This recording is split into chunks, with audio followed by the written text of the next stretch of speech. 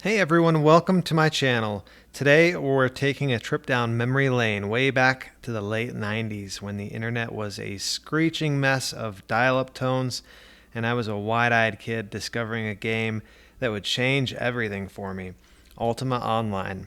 If you were there, you know what I'm talking about. If you weren't, stick around because this is a story about a time when MMORPGs were wild, unpolished, and absolutely magical. Hit that like button if you're ready to get nostalgic with me, and let's dive in. Picture this, it's 1997 or 98, you've probably installed Ultima Online from a CD that came in one of those giant cardboard boxes. Remember those? Your 56K modem is screaming like a banshee, and after what feels like forever, you're in. That first login, man, there's nothing like it. I still remember my first character, a clumsy archer named Boogafunk. Logging in felt like stepping through a portal. You weren't just playing a game, you were entering a living, breathing world where every tree, every tavern, every clunky sword swing carried this insane sense of possibility. There was no hand-holding back then, no glowing quest markers or tutorials. You spawned in Britain, and that was it. Figure it out.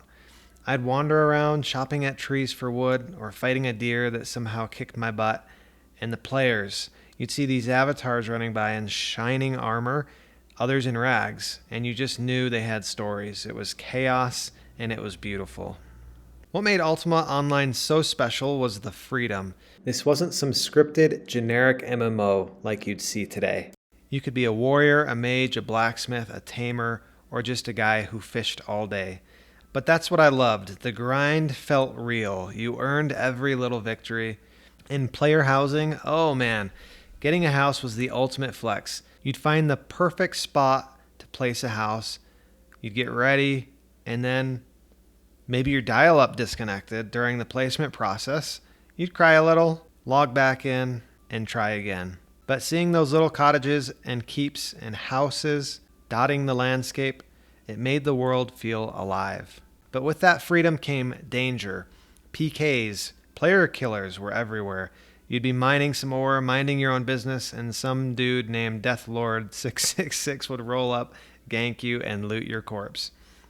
I lost a whole stack of iron ingots to a PK once, and I was furious. But also kind of thrilled. Nothing got the heart rate going like being chased by a PK. That unpredictability was the heartbeat of Ultima Online. You never knew if the next person you met was a friend or a thief. It was the Wild West of gaming, and we were all the pioneers. I have sometimes wished I could plug back in and pick up where I left off when I was a teenager in the 90s. Unfortunately, by now, I had completely forgotten my username and password. Also, I figured my account had probably been wiped by now. Ultima Online became this persistent memory that would randomly spark in my mind. Occasionally, I would think about Ultima Online and reminisce on the good old days, and then just as quickly forget about it as a lost memory.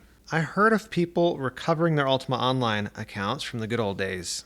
So on a whim, I searched the internet for the UO official email and came up with something that looked official. It was support@ultimaonline.com. I figured what harm could come in trying, so I composed a quick email and sent it off into the interwebs.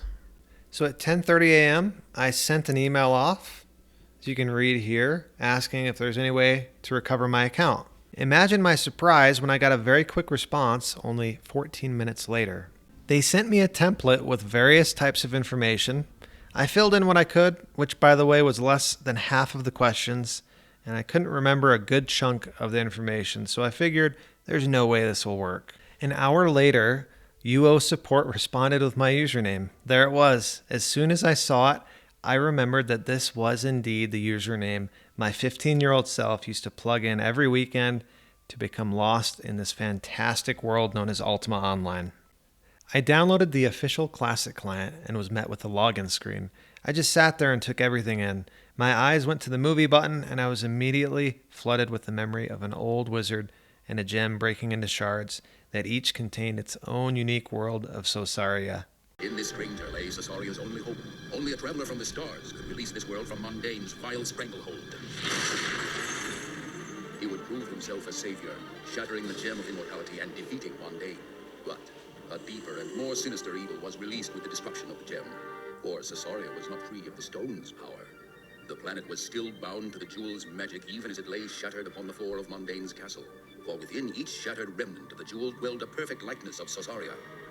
Thus is the world in which you are born, live, and die. Britannia, that was once Caesarea, now exists as 1,000 worlds, each with its own peoples, history, and destiny.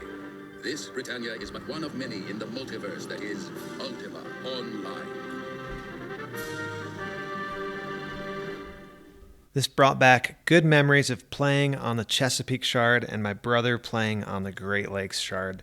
I'm not joking when I tell you my fingers were shaking as I entered my 25-year-old login credentials and pressed the login button. And there was a list of all the shards.